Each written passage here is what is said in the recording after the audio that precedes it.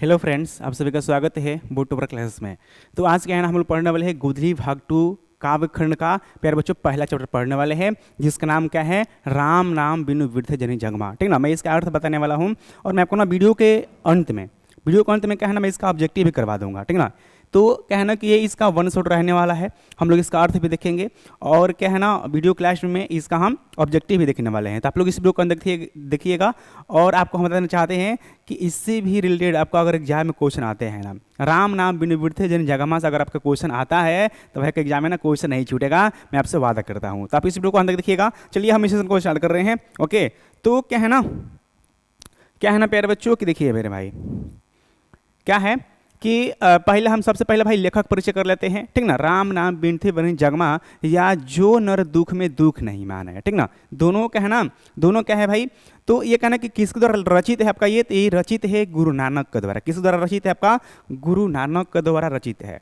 ठीक ना, तो आपसे पूछा जाएगा कि राम नाम बिनु बिरथे जनि जन्मा या जो नर दुख में दुख नहीं माने किसने लिखा है, किसने लिखा है भाई, गुरु नानक। ठीक ना, किसने लिखा है, तो ये लिखे हैं गुरु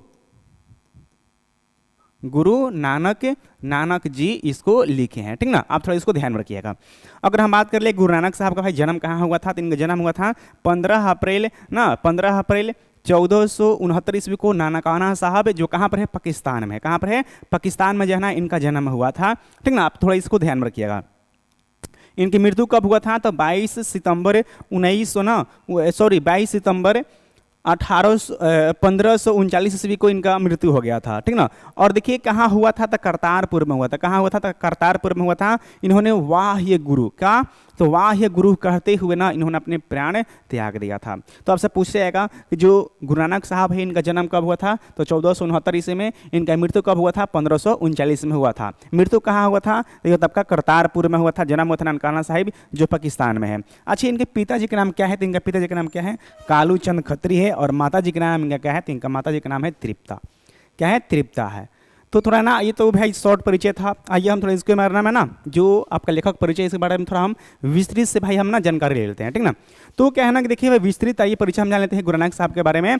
तो गुरु नानक का जन्म 1469 ईस्वी में तलवंडी ग्राम जिला लाहौर में हुआ था। कहाँ था, लाहौर। और लाहौर कहाँ पर आपका, पाकिस्तान में है। जो तलवंडी है ना, इसे अब वर्तमान समय में कहा जाता है ननकाना साहब। तो आपसे पूछा जाएगा कि गुरु नानक साहब का जो जन्म स्थली है उसे अब किस नाम से जाना जाता है, तो उसे ना अब ननकाना साहब के नाम से जाना जाता है, जो अब कहाँ पर है, पाकिस्तान में है। इसके पिता का नाम क्या था, कालू चंद खत्री था। क्या था, कालू चंद का था, खत्री था। और माता का नाम क्या था, तृप्ता था। तो इनके माता जी का नाम को भी आपको याद रखना है। और इनकी पत्नी का नाम क्या था, तो सुलक्षणी। क्या था, सुलक्षणी था। इनकी पत्नी का नाम क्या था, धर्मलक्ष्मी। इनका नाम जो धर्मपत्नी थी ना, उनका नाम क्या था, तो उनका नाम था सुलक्षणी था, सुलक्षणी।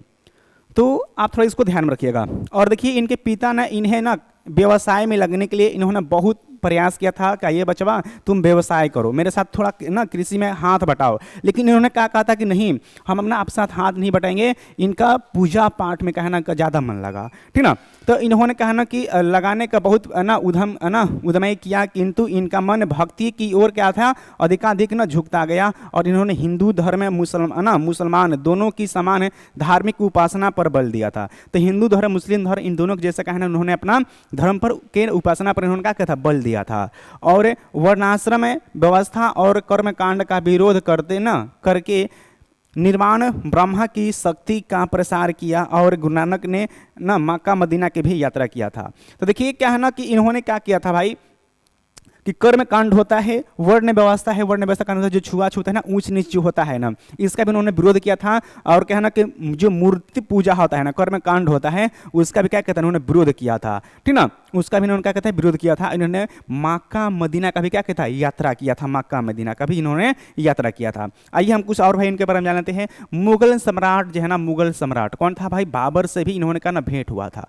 तो आपका देखिए ऑब्जेक्टिव में ना ये क्वेश्चन बहुत बार पूछा गया है कि गुरु नानक साहब किस मुगल सम्राट से भेंट किए थे। तो किससे किए थे भेंट आपका, तो बाबर से किए थे। ठीक ना, गुरु नानक ने सिख धर्म का प्रवर्तन किया था। ये देखिए बहुत मेरे बच्चों ना इंपोर्टेंट पॉइंट आपका ये वाला है। आपसे पूछ जाएगा ना कि गुरु नानक साहब किस धर्म का प्रवर्तन किया है, तो क्या होगा, सिख धर्म का ना इन्होंने क्या किया है, प्रवर्तन किया है। गुरु नानक ने पंजाब के साथ पंजाबी के साथ हिंदी में भी कविताएं लिखी है। तो इन्होंने कहा भाई गुरु नानक ने पंजाबी के साथ क्या है, हिंदी में इन्होंने क्या किया था, कविताएं लिखाई लिखी है और इनकी हिंदी में क्या है, ब्रज भाषा और खड़ी बोली दोनों का है ना मेल है।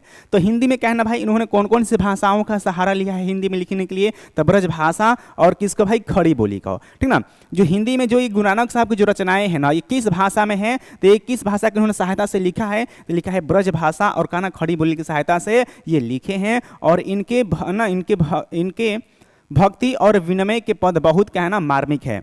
इनके दोहों में जीवन के अनुभव उसी प्रकार गूंथे हैं जैसे कबीर की रचनाओं में, लेकिन उन्हें उलटवासी शैली नहीं अपनाई है। उन्होंने कौन सी भाई, उलटवासी शैली नहीं अपनाई है। और इनके उपदेशों के अंतर्गत गुरु की ना महता, ब्रह्मा की सर्वशक्तिमता, नाम जप की महिमा और ईश्वर की ना सर्वव्यापकता आदि बातें मिलती है। तो इनमें क्या भाई, ईश्वर का इसमें गुणगान किया गया है, ठीक ना।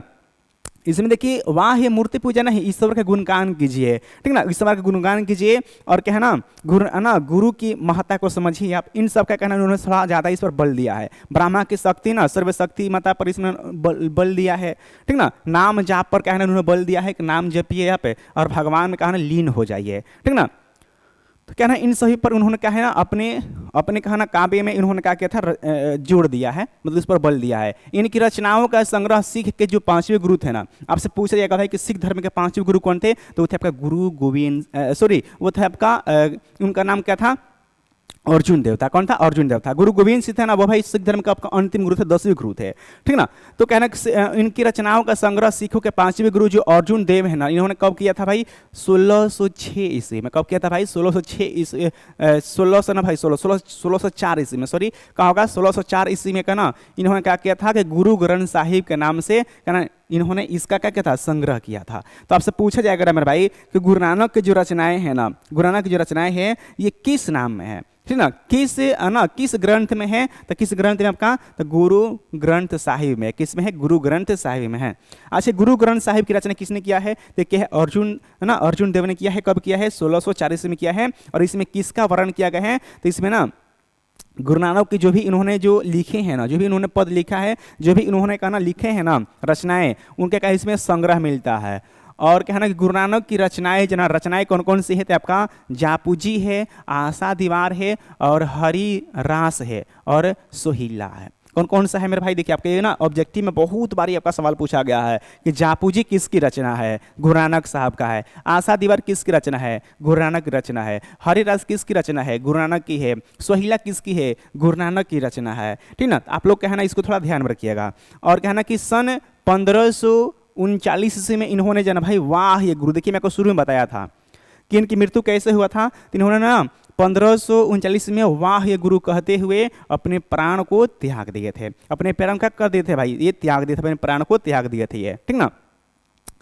और निर्गुण निराकार ईश्वर के उपासक के गुरु नानक हिंदी के निर्गुण भक्ति धारा के ना एक प्रमुख कवि है। तो आपसे पूछा जाएगा प्यारे बच्चे, आपसे पूछा जाएगा कि गुरु नानक किस भक्ति धारा के कवि है, गुरु नानक किस भक्ति धारा के कवि है, तो क्या होगा हमारा निर्गुण भक्ति धारा। क्या है, निर्गुण भक्ति धारा क्या है आपका, ये कवि है गुरु नानक, ठीक ना। हिंदी के क्या है, निर्गुण भक्ति धारा क्या है आपका, ये कवि है। कौन कवि है, गुरु नानक साहब है। और पंजाबी मिश्रित ब्रज भाषा में रचित इनके पद सरल सच्चे हृदय की न शक्ति भावना में डूबे उद्गार है। तो आपसे देखिए भाई पूछा जाएगा ना कि इन्होंने जो ना किस पद में अपने रचनाएं किए हैं भाई। देखिए पंजाबी मिश्रित ब्रज भाषा में, ठीक ना, में रचित इनके पद क्या भाई, अति सरल है, अति दिल को छूने वाली है, ठीक ना, अति मनमोहक है, ठीक ना भाई। तो क्या है ना कि इनको पढ़ने से हमारे एक मन में क्या होता है भाई, एक विकार उत्पन्न होता है, प्रेम, ठीक ना, भगवान के प्रति ऐसा उत्पन्न होता है कि इनकी रचना को पढ़ने से, तो गुरु नानक की रचना के पढ़ने से। इन पदों में कहना कबीर की तरह प्रखर सामाजिक विद्रोह भावना भले ही न दिखलाई पड़ती हो, किंतु धर्म उपासना के कर्म कांड मूलक सांप्रदायिक स्वरूप की आलोचना तथा सामाजिक भेदभाव के स्थान पर प्रेम के आधार पर सहज भावना की प्रतिष्ठा दिखलाई पड़ती है। इसका कहने का मतलब क्या है भाई, देखिए जिस तरह से कबीर है, जिस तरह से गुरु नानक साहब है, इसमें समाज की बुराई नहीं किए हैं, ठीक ना, इसमें समाज की बुराई नहीं किए हैं। इसमें जना हम कैसे ईश्वर को प्राप्त कर सकते हैं, ठीक ना, कैसे मनुष्य सुखी रह सकता है, कैसे मनुष्य क्या भाई सुखी रह सकता है, इसका ना इसमें जिक्र किए हैं। कौन जिक्र किए हैं, गुरु नानक साहब ना इसमें जिक्र किए हैं, ठीक ना। और देखिए कहना कि नानक के पद वास्तव में प्रेम एवं कहना भाई भक्ति के प्रभावशाली मधुर गीत है। यहाँ नानक के ऐसे दो महत्वपूर्ण ना पद प्रस्तुत है। देखिए भाई इसमें नानक कहना जो गुरु नानक साहब है इसमें इनका दो पद मिलता है। कितना पद मिलता है भाई? दो पद मिलता है। पहला पद में कहना राम नाम पर ना जोड़ दिया है। किस पर भाई? देखिएगा आपसे पूछेगा ना कि राम ना गुरु नानक के कुल कितने पद है। आपसे पूछेगा कि गुरु नानक साहब के कुल कितने पद है तो क्या हो जाएगा आपका? दो हो जाएगा। दो पद है। प्रथम पद हमारा क्या है? तो इसमें ना बाहरी वेशभूषा पूजा पाठ और ना कर्म के स्थान पर ना सरल सच्चे हृदय से राम नाम के ना भाई राम नाम के जप का इस पर इन्होंने जोड़ दिया है। तो कहना कि बाहरी वेशभूषा पूजा पाठ और कर्म कांड का ध्यान पर सच्चे ना सरल सच्चे हृदय से राम नाम के कीर्तन पर क्या है? बल दिया गया है। तो आपसे पूछा जाएगा ना कि राम नाम के कीर्तन ना पर जोड़ गुरु नानक के किस पद में है? किस पद में है? तो कहा भाई प्रथम पद में दिया गया है। चाहे प्रथम पद में किस पर जोड़ दिया गया है? तो राम नाम के कीर्तन पर आपका ना भाई बल दिया गया है। क्योंकि नाम कीर्तन ही सच्ची अस्थाई शांति दे करके व्यक्ति को उस दुखमय जीवन के ना पर पार पहुंचा पाता है। इसमें क्या है भाई? जो सुखमय जीवन है ना, कौन भाई? जो दुखमय जीवन है, सॉरी जो दुखमय जीवन है भाई कहना उसको ये पार कराता है। अगर हम राम नाम लेंगे तो एक अंदर से क्या भाई शांति क्या होता है? शांति महसूस होता है। ठीक ना। द्वितीय पद क्या है भाई? द्वितीय पद में क्या ना सुख दुख में एक समान उदासीन रहते हुए मानसिक दुर्गुणों से ऊपर उठ करके अंतःकरण की निर्मलता हासिल करने पर जोड़ दिया गया है। तो देखिए द्वितीय पद में क्या है भाई? तो इसमें ना हमें सुख दुख जो है ना भाई इसमें एक जैसा रहना चाहिए। ऐसा नहीं कि सुखी में है तो भाई पूरा ऐश मौज करे, ऐसा बात नहीं भाई। हमें ना नॉर्मल रहना चाहिए, क्योंकि हो सकता है कब हमारे पास दुख आ जाए। ठीक ना। और भाई अगर दुखी है तो आप दुखी मत रहिए, थोड़ा वैसे ही नॉर्मल रहिए। क्योंकि सुख दुख में अगर भाई आप साथ रहिएगा ना, एक जैसा रहिएगा ना, आपको क्या ना भाई एक अंदर से भाई क्या होगा? एक सहानुभूति ना क्या होगा? मतलब कि एक आपके ना अंदर से एक अनुभव होगा कि नहीं भाई हमारे पास ईश्वर है, भगवान है। ठीक ना। तो यही आपका इसमें होता है कि हमें ना सुख है दुख इसमें एक समान रहना चाहिए, कभी हमें ना उदास नहीं रहना चाहिए। ऐसा किसमें बताया गया है? द्वितीय पद में कहा गया है। और प्रथम पद में कहा ना भाई राम नाम के कीर्तन पर इसमें आपका जोड़ दिया गया है। आइए हम थोड़ा सा यहाँ पाठ परिचय कर लेते हैं भाई, हमें ना इस पाठ में क्या पढ़ना है। तो इस पाठ में सच्चे हृदय से ना राम नाम अर्थात ईश्वर का जप करने की सलाह दी गई है। तो ना वाह है आडंबर पूजा पाठ और कर्म कांड की कड़ी आलोचना की गई है। सुख दुख में हमेशा एक समान रहने की क्या है भाई? सलाह दी गई है। तो इसका मतलब क्या है? इसका मतलब यही है ना कि हमें भाई सच्चे हृदय से ईश्वर को क्या है? याद करना चाहिए। ठीक ना। और हमें सुख है दुख है हर समय क्या है? एक जैसा रहना चाहिए। ठीक ना। सुख है दुख है हमेशा कैसे भाई? हमें एक समान रहना चाहिए। इसमें ऐसे कौन कहते हैं भाई? ऐसे गुरु नानक साहब कहते हैं। ठीक ना। अब आइए भाई इनका हम कुछ से कहा ना इनके आइए हम कुछ भाई रचनाएं के देख लेते हैं कि इन्होंने ना इस पाठ में मतलब क्या कहे हैं ये। ठीक ना। इस पाठ में क्या कहे हैं? तो राम नाम बिनु बिरथे जगी जन्मा, राम नाम बिनु बिरथे जनी जन्मा, भिखु खावे विखु बोले, बिनु नावे निहिफलु मटी भ्रमणा, और पुस्तक पाठ व्याकरण बखाने संध्या क्रम निकाल करे, बिनु गुरु बसद मुक्ति कहाँ प्राणी, राम नाम बिनु अरुझि मरे। देखिए इसका मतलब क्या है ना भाई? देखिए इसका मतलब ये है ना कि हमें राम नाम के बिना जो है ना मनुष्य को मुक्ति नहीं मिलता है। ईश्वर के बिना क्या है? उनको मुक्ति नहीं मिलता है। ठीक ना। इसमें बस यही कहा गया है।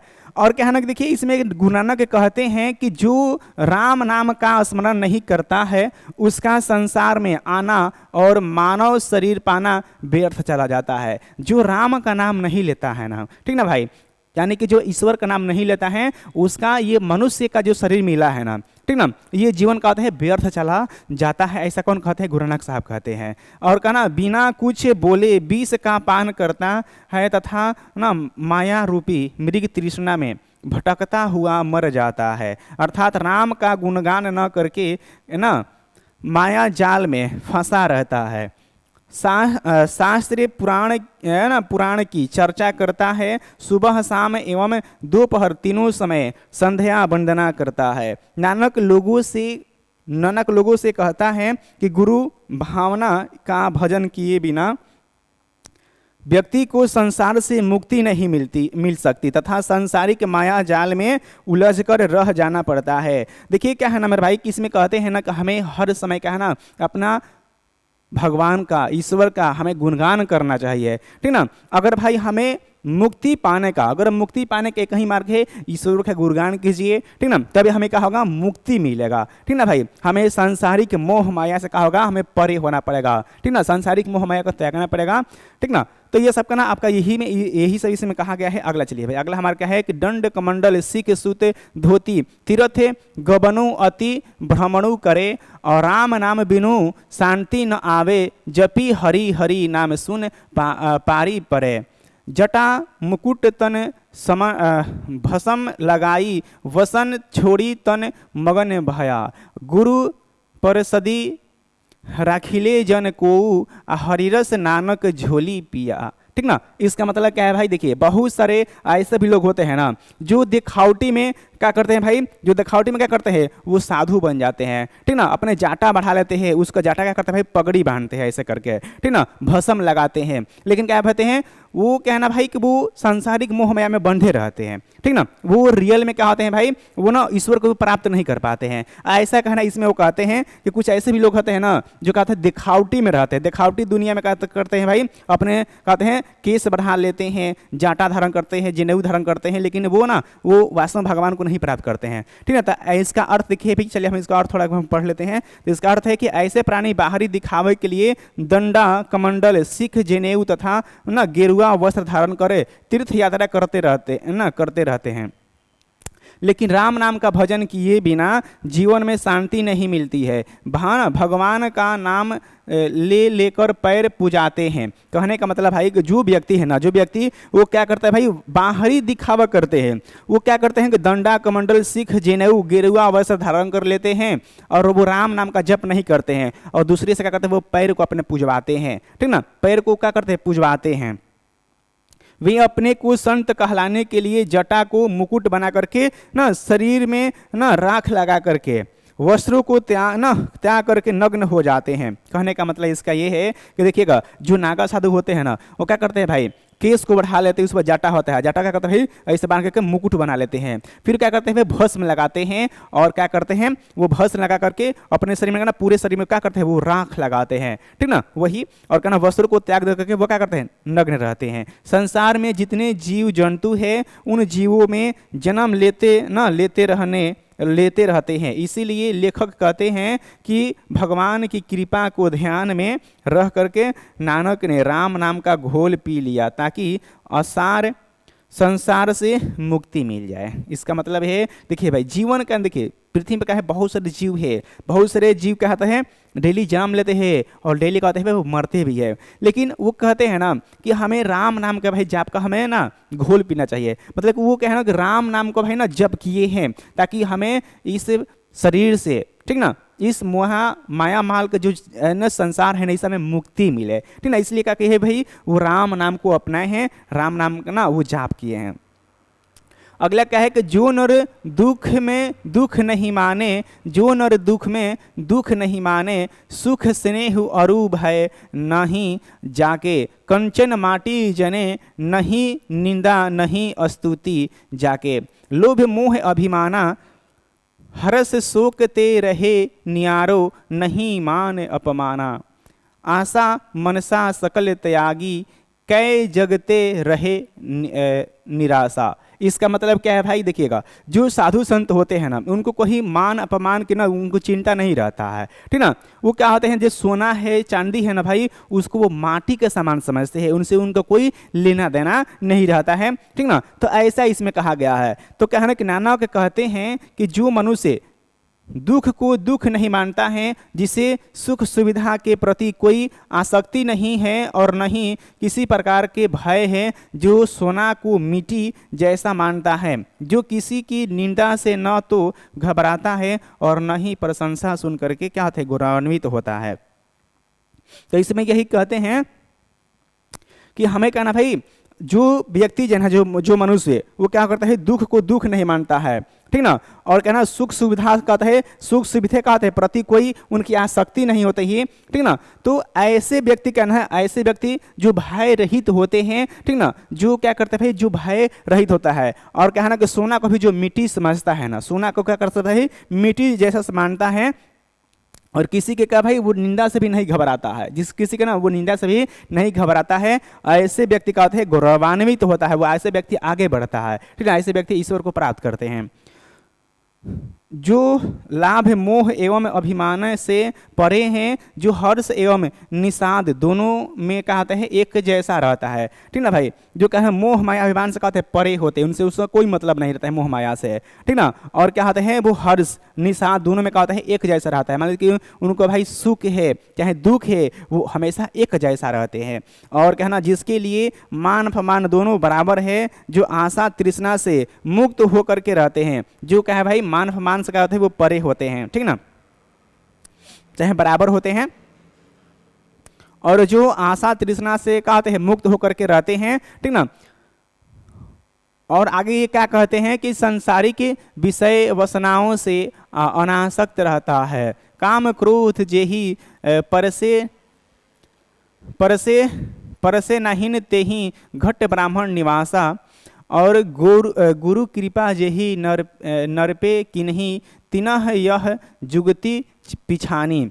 नानक लीन भयो गोविंद सो जयो पानी संग पानी। इसका मतलब है कि जिसने काम क्रोध को वश में कर लिया है, जिसने भाई काम को क्रोध को क्या कर लिया है, वश में कर लिया है, वैसे मनुष्य के हृदय में ब्रह्मा का निवास होता है। जो व्यक्ति काम को क्रोध को क्या कर अपने वश में कर लिया है ना, उसके हृदय में किसका निवास होता है, ब्रह्मा का निवास होता है। अर्थात जो मनुष्य राग द्वेष मान अपमान सुख न सुविधा निंदा स्तुति हर स्थिति में एक समान रहता है, वैसे मनुष्य के हृदय में कहते हैं ब्राह्मण निवास रहते हैं ना, ब्रह्मा निवास रहते हैं। जो व्यक्ति हर स्थिति में सुख सुविधा में एक जैसा रहता है, उनके हृदय में ब्रह्मा का निवास होता है। गुरु नानक का कहना है कि जिस मनुष्य पर ईश्वर की कृपा होती है वह सांसारिक विषय वासनाओं से स्वतः मुक्ति पा जाता है। इसीलिए नानक ईश्वर की चिंता में लीन होकर के उस प्रभु के साथ एकाकार हो गए हैं,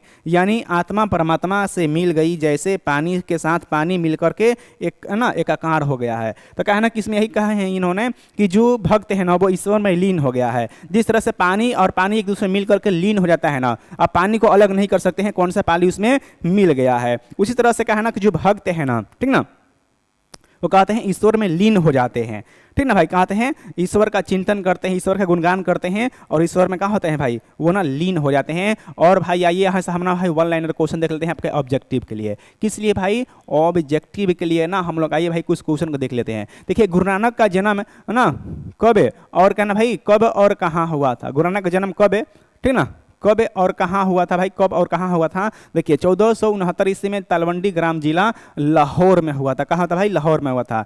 किनका जन्म स्थान ननकाना साहब के नाम से प्रसिद्ध है, तो किसका है भाई, गुरु नानक साहब का है। आपको बताए हैं ना गुरु नानक साहब का है। और नाम बिनु बिरथे जनी जगमा पाठ की कौन सी विद्या है भाई, कौन सा है आपका, कविता है। क्या है ये आपका, कविता है। तो आपसे पूछेगा ना कि राम नाम बिरथे जनी जगमा ये क्या है, कविता है। राम नाम बिनु बिरथे जनी जन्मा पाठ के कवि कौन है, तो कौन है आपका, गुरु नानक साहब है। कौन है भाई, गुरु नानक है। और राम ना गुरु नानक के पिताजी का नाम क्या था, आपको बताया है नाम कालू चंद्र क्या था, खत्री था। कालू चंद्र क्या था, खत्री था। माता का नाम इनका क्या था, तो भाई तो गुरु नानक का माता जी का नाम क्या था, तृप्ता। क्या था, तृप्ता था। आप थोड़ा इसको ध्यान में रखिएगा। और इनकी भाई पत्नी के नाम क्या था, सुलक्षणी। क्या था भाई, सुलक्षणी। सुलक्ष्मी नहीं भाई, सुलक्षणी था, ठीक ना, सुलक्षणी था, सुलक्षणी क्या था, सुलक्षणी था। आप इसका ना एक बार स्क्रीनशॉट भी ले लीजिएगा, आप ना खुद एक बार अपने से पढ़ लीजिएगा, आपको सारा याद हो जाएगा। किस कवि ने ना वर्णाश्रम व्यवस्था और कर्मकांड का विरोध करके निर्गुण ब्राह्मण की शक्ति का प्रसार किया है भाई, भक्ति का प्रसार किया है, तो गुरु नानक किए हैं, गुरु नानक है। और गुरु नानक की भेंट किस शासक से हुई थी, आपसे देखिए भाई पूछेगा ना गुरु नानक का भेंट किस शासक से हुआ था, चाहे गुरु नानक का भेंट किस मुगल बादशाह से हुआ था, तो क्या हो जाएगा, ये हो जाएगा मेरे भाई बाबर। क्या होगा, बाबर हो जाएगा, बाबर से हुआ था। सिख धर्म के प्रवर्तक कौन है आपका, तो कौन है आपका, गुरु नानक है। सिख धर्म के प्रवर्तक कौन है आपका? तो गुरु नानक है। आप थोड़ा इसको ध्यान में रखिएगा। और देखिए भाई गुरु नानक देव जी किसके बिना ना इस जगत में जीवन व्यर्थ मानते हैं। गुरु नानक जी है ना, गुरु नानक है, वो किसके बिना ना इस जगत में जीवन व्यर्थ मानते हैं? तो राम नाम के बिना। किस भाई? राम नाम के बिना। व्यर्थे का अर्थ क्या होता है? व्यर्थे का मतलब क्या होता है भाई? व्यर्थ होता है। व्यर्थे का मतलब क्या होता है? राम नाम ना बिनु व्यर्थे जनि जगमा। तो कहा था इसके व्यर्थे का मतलब क्या होता है आपका? ये होता है व्यर्थ होता है। जो नर दुख में दुख नहीं माने किनकी रचना है? तो यह गुरु नानक साहब का है। किसका है भाई? गुरु नानक साहब का है। आप थोड़ा इसको ध्यान में रखिएगा। जो नर दुख में दुख नहीं माने, ये किनकी रचना है? तो ये भाई किनकी रचना है? गुरु नानक जी का है। और हरि रस में ना, हरि रस से कवि का क्या अभिमान है? हरि रस से कवि का क्या अभिप्राय है? तो क्या है कि राम नाम के जप से गुरु नानक के ना, राम नाम के जप से है। हरि रस की कवि के क्या अभिप्राय है? तो राम नाम के जप से है। गुरु नानक के पद हैं तो कौन है? प्रेम एवं भक्ति के मधुर गीत हैं। गुरु नानक के पद कैसे हैं भाई? तो प्रेम और किसके है? भक्ति के क्या है? मधुर आपका ये गीत हैं। अगला देखिए, किसके बिना प्राणी को मुक्ति नहीं मिलती है? किसके बिना भाई वाणी को मुक्ति नहीं मिलती है? तो गुरु के ज्ञान के बिना। किसके बिना? किसके बिना प्राणी को मुक्ति नहीं मिलती है? तो गुरु ज्ञान के बिना नहीं मिलते हैं। गुरु नानक किस धर्म के ना कवि है? गुरु नानक गुरु जी किस मार्ग के कवि है? गुरु नानक किस मार्ग के कवि है? तो निर्गुण भक्ति धारा। ठीक ना, कहा होगा निर्गुण भक्ति धारा का है आपका ये कवि है। गुरु नानक जी है ना किस धर्म का प्रवर्तन किया है? सिख धर्म का प्रवर्तन किया है। आप अभी ध्यान रखिएगा। और नानकाना साहब अब कहाँ पर है? तो पाकिस्तान में है। कहाँ पर है? पाकिस्तान में है, जहाँ पर इनका जन्म हुआ था। राम नाम के बिना इस जगत में जीवन क्या है? राम नाम के बिना इस जगत में जीवन हमारा क्या है? तो क्या है भाई? व्यर्थ है। क्या है? व्यर्थ है। गुरु नानक कौन थे भाई? तो कौन थे? ये थे सिख धर्म के क्या थे? प्रथम गुरु थे, जिन्होंने सिख धर्म की स्थापना किया था। गुरु नानक कौन थे? सिख धर्म के प्रथम गुरु थे। ये सिख धर्म के संस्थापक थे। गुरु नानक के उपदेश में मिलता है तो क्या मिलता है? गुरु की महत्ता और ब्रह्मा की ना सर्वशक्तिमान नाम, जबकि ना महिमा और ना ये सभी मिलता है। क्या मिलता है? गुरु की महत्ता मिलता है, ब्राह्मण की सर्वशक्तिमाता मिलता है और नाम जबकि महिमा मिलता है। भाई क्या होता है? ये सभी मिलता है इसमें आपका। ठीक ना। नानक की दृष्टि में ब्रह्मा का निवास कहाँ होता है? तो सच्चे हृदय में। गुरु नानक की दृष्टि में ब्रह्मा का निवास कहाँ रहता है? तो कहाँ रहता है भाई? सच्चे हृदय में रहता है। और राम राम बिनु बिरथे जनि जगमा किस पाठ पर बल दिया गया है? तो किस भाई? सच्चे हृदय और सेना और राम नाम के कीर्तन पर इसमें क्या देगा आपका? बल दिया गया है। ओके, चलिए भाई और देखिए थोड़ा सा बहुत क्वेश्चन है इसमें। जापू जी, आशा दीवार, हरिरास, सोहिला किसकी रचना है? देखिए प्यारे बच्चों, ये जो है ना पॉइंट, ये जो पॉइंट है ना भाई, आपके एग्जाम में बहुत बार क्वेश्चन पूछा गया है। आपसे पूछेगा ना कि जापू जी किसकी रचना है? गुरु नानक का है। आशा दीवार किसकी रचना है? गुरु नानक जी का है। हरिरास किसकी रचना है? गुरु नानक का है। या सोहिला किसकी रचना है? गुरु नानक की है। ओके। गुरु नानक जी की मृत्यु कब हुआ था? तो 1539 में हो गया था। इन्होंने वाह ये गुरु कहते हुए अपने प्राणों को त्याग दिया था। ओके। गुरु नानक जी के मुंह से निकले अंतिम शब्द क्या थे? तो वो थे आपका वाह ये गुरु था। कहा था? वाह ये गुरु था। और गुरु नानक के पद में क्या ना मिलते थे? तो प्रेम एवं भक्ति के प्रभावशाली मधुर गीत मिलता है। क्या मिलता है इसमें भाई? तो प्रेम एवं ना भक्ति के प्रभावशाली इसमें मधुर गीत मिलता है ना गुरु नानक के पद में। गुरु नानक जी के ना पंजाबी भाषा के साथ साथ और किस भाषा में कविताएं लिखते थे? देखिए मेरे भाई, हमको बताए थे ना कि गुरु नानक जी ना भाई पंजाबी भाषा के साथ साथ में इन्होंने किस भाषा में कविताएं लिखते थे भाई? तो हिंदी भाषा में भी लिखते थे। गुरु नानक जी की भाषा का मेल क्या था? तो ब्रज भाषा और क्या था? खड़ी बोली दोनों था। गुरु नानक जी की भाषा में मेल क्या था भाई? तो ब्रज भाषा और कहा खड़ी बोली, इसमें दोनों इनका मिलता है। गुरु नानक जी की ना रचनाओं का संग्रह किसने किया था? गुरु नानक जी की रचनाओं का संग्रह भाई किसने किया था? तो सिख धर्म के 5वें गुरु गुरु गोविंद सिंह ने गुरु अर्जुन देव ने किया था। किसने किया था? गुरु अर्जुन देव ने किया था। कब किया था? तो 1604 में किया था। कब किया था? 1604 में किया था। किस नाम से किया था भाई? तो गुरु ग्रंथ साहिब के नाम से। ठीक ना। इन्होंने कहा ना भाई, जो अर्जुन देव है ना, जो सिख धर्म के 5वें गुरु है, जिन्होंने 1604 ईस्वी में इनकी रचनाओं का संग्रह किया है। और किस नाम से संग्रह किया था? तो किया था गुरु ग्रंथ साहिब के नाम से। गुरु नानक जी की रचनाओं का संग्रह कब किया था? तो किया था 1604 में किया था। और सिख धर्म के गुरु ना गुरु नानक जी की रचनाओं का संग्रह का क्या क्या कहलाता है भाई? तो गुरु ग्रंथ आपका साहिब कहलाता है, ठीक ना। तो इसमें कहना आपका इतना ही क्वेश्चन था, ठीक ना प्यारे बच्चों। तो आप लोग ना, तो आप लोगों को ये वीडियो कैसा लगा एक बार आप लोग कमेंट करके बताइएगा। और इसी तरह से भाई आपको अगर हर सब्जेक्ट का, ठीक ना, अगर आपको भाई देखना है ना बहुत कम समय में, अगर आपको अच्छा से तैयारी करना है, आप हमसे जुड़िए, ठीक ना।